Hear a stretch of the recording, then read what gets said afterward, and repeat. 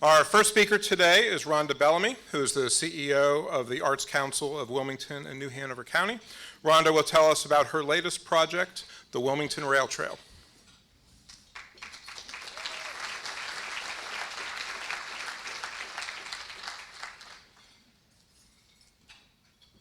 Good morning, everyone.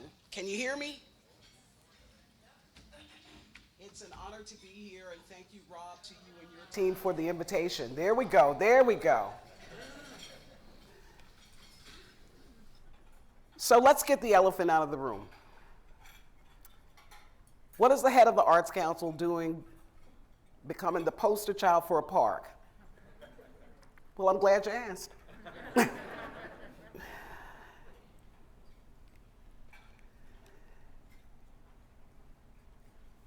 UNCW art professor Ned Irvine approached me at the Arts Council several years ago looking to apply for a grant for public art, inclusive public art.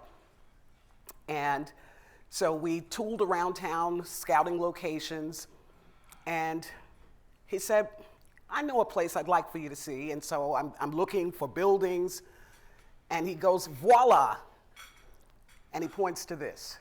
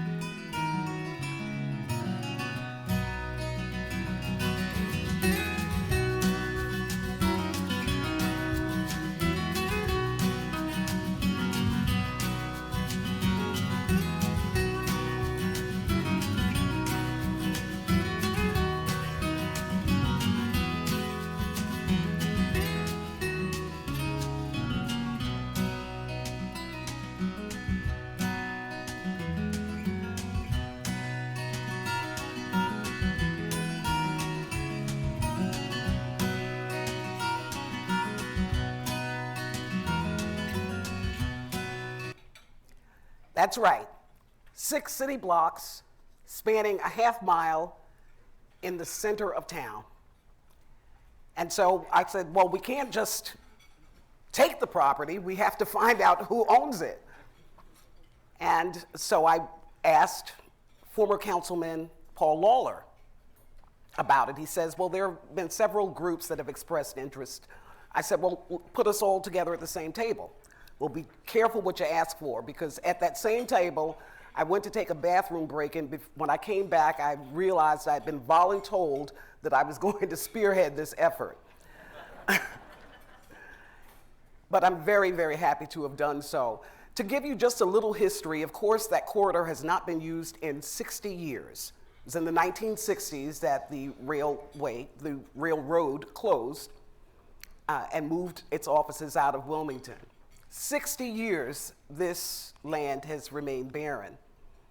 And so we approached City Council asking whether or not we could use the space, and began to pull together stakeholders, Wilmington Metropolitan Planning Organization and our great friends there, Mike Kozlowski and Abby Lorenzo, the NCDOT Rail Division, residents of the area, businesses in the area, all excited about doing something with this land.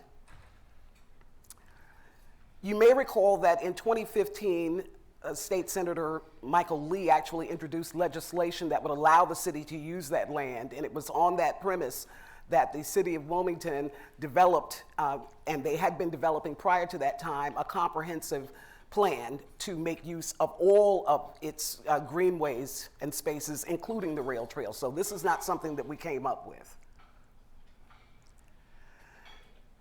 But the group, Friends of the Wilmington Rail Trail, came up with several goals. We wanted to connect the North Side neighborhood. We wanted to create a unique space. We wanted to contribute to and foster sustainable, arts-driven economic development, and honor and celebrate the history and the culture.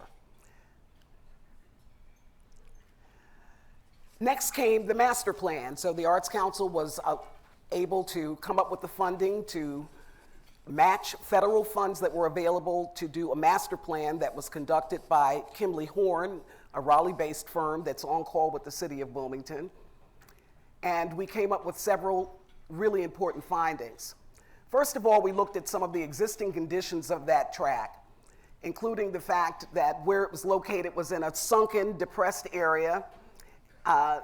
There were limited extents that we had to consider, including the 3rd Street parking lot, the bridges, 3 bridges that traverse the span, the historic wall, and also the fact that rail may return. But we also looked at some of the opportunities. In fact, where it is located, it's a segment of the downtown trail, as I mentioned, Walk Wilmington, the Wave Transit Paget Station. It just was really very conducive to activating this corridor. We also looked at the growth and development that had taken place, the higher resale activity from 2010 to 2020, development plans, including the multimodal transportation center, 3rd Street parking, the eventuality of a train station. So all of these things were looked at. And these were some of the recommendations. Phase 1 being the development of a trail for walking and biking. Phase 2, and as you see, 3, looking at the eventuality of rail returning to the region. So some of the recommendations included alignment and networking. Again, it's spanning 6 city blocks from 3rd Street to McCrae Street, and in fact, we were recently funded through the City of Wilmington's application to the Wilmington Metropolitan Planning Organization with federal funding, $680,000 to complete the design and engineering study, which is where we are now. And I just spoke with someone from Terracon who said, we just got the contract yesterday to start drilling, so I'm excited about that. One of the things that we noted was access points, because Ned and I, when we first visited, actually had to roll down the hill in order to get to grade, to ground level. So we knew that 3rd Street parking could possibly be an access point. An ADA entrance at 5th Street would probably be very wise for this span, and as well as North 8th Street and Brunswick Streets, which are really the only ones that are at grade. Then we also talked about proposed 5th Avenue bike lanes, filling the North 8th Street sidewalk gaps, further build out of the downtown trail.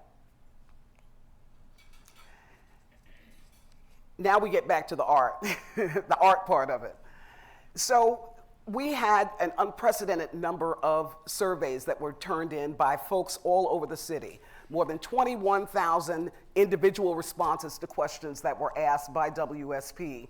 And 1,000 of those residents talked about the benefits of incorporating art into this corridor for the sake of placemaking, for economic development purposes, public participation, application for the rail trail, public art and landscaping, and establishing a proposal process driven by public involvement. So we wanted to make this a local project.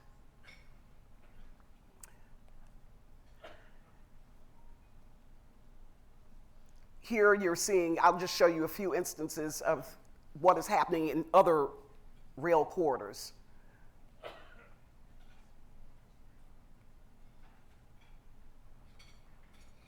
That's Charlotte.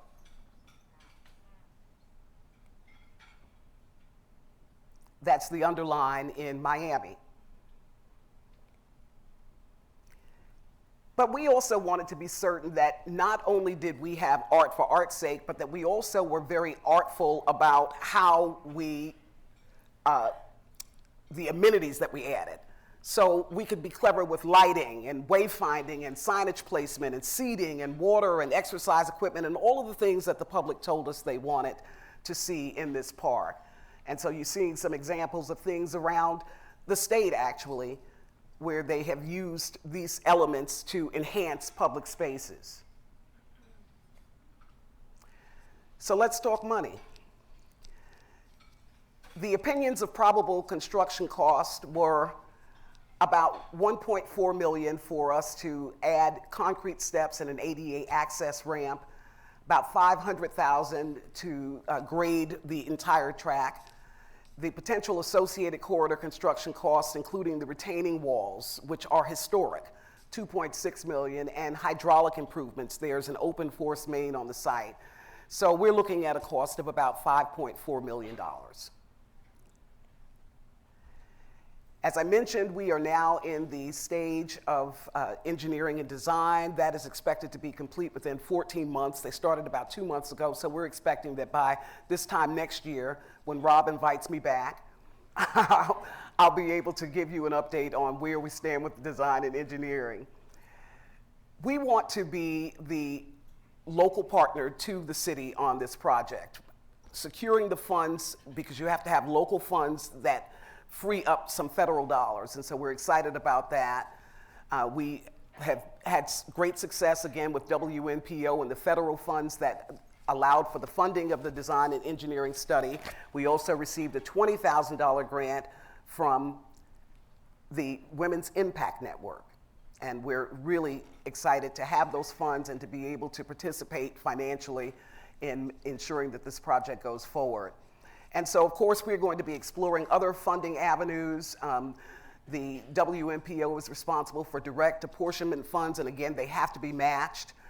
We're looking for local funds.